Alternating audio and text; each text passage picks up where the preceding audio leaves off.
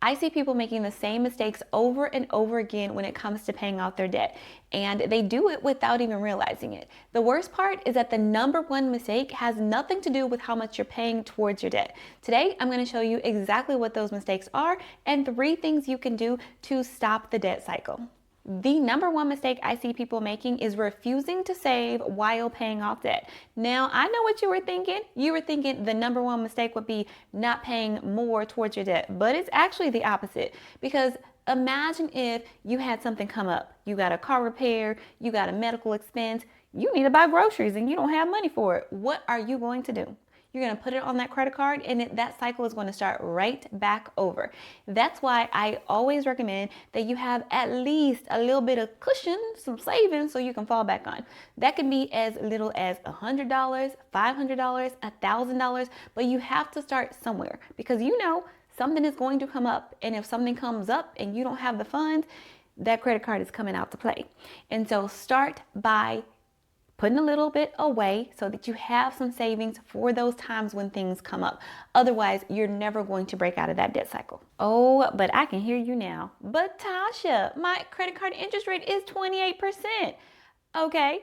And you will pay that and more if you don't have something to fall back on. Do I need to say it again? I don't think so. You heard it. Here's what you do today to start to put some into savings.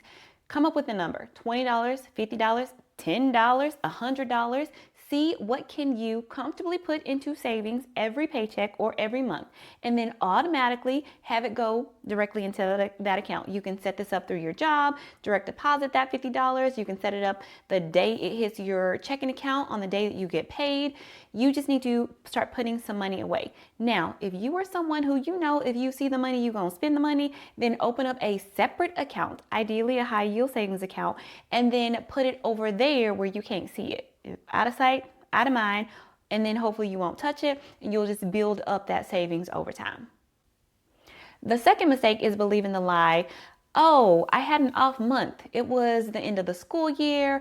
I had to help my mom out. It was a strawberry moon. Now, you already know there will always be a reason. There will always be something that throws your budget off. And so instead of continuing to give yourself a pass, you should just go ahead and face it head on and start to believe, okay, something's going to come up. Let me build this into my budget. So here's what you do right now. You're going to come up with a buffer amount. Maybe that amount is $100, maybe it's $200, and you're going to say, I've got $100 allocated for that strawberry moon that's about to happen, or whatever it is that's about to happen. And then if you look at your budget and you see building a buffer actually puts you over the edge, you're over budget, then you probably need to make some adjustments and figure out where can I cut some things out, because you already know you need a little bit of buffer. What is it called? Murphy's Law. Murphy's Law is that something goes wrong all the time, something like that. So build that into your budget as well, because y'all know how life is. Life be lifing, prices be pricing. So let's plan for it. Let's stop denying it. Let's stop believing the lie. And the third and final mistake is continuing to use the credit cards, or you're choosing to use buy now, pay later, such as Afterpay, Klarna, and all of those other ones that exist out there. Now, let me just say this right now about Afterpay, Klarna, and whatever other ones exist. When you are using those, you are actually adding to your debt levels. People don't seem to realize that taking on an Afterpay payment or taking on a Klarna payment is debt. That is debt. You've got a debt. You may have a plan to pay it off in 4 months, but guess what? You just added a debt that you need to pay off in 4 months, or you are going to have the interest start to kick in. Now, that's fine and dandy if you had the money set aside, but when you are trying to pay off debt, what you're doing is you're taking away money that could have gone towards savings, so you have something to fall back on, or money that could have gone towards your actual debt that you already have. Because what you've done is you've added this payment over here of $20 a month for this one thing. And if you're like a lot of people, you're adding multiple of those each month. So every time you do that, you are eating away at the money available to spend or to save inside of your budget. Now, I'm pretty sure you already know what to do about this one, but I'll say it anyways. And it's simple. You just got to stop. You got to stop using the credit cards. You got to stop using the buy now, the pay laters, the Afterpay, the Klarna, the PayPal offer for 4 months, 6 months, whatever it is.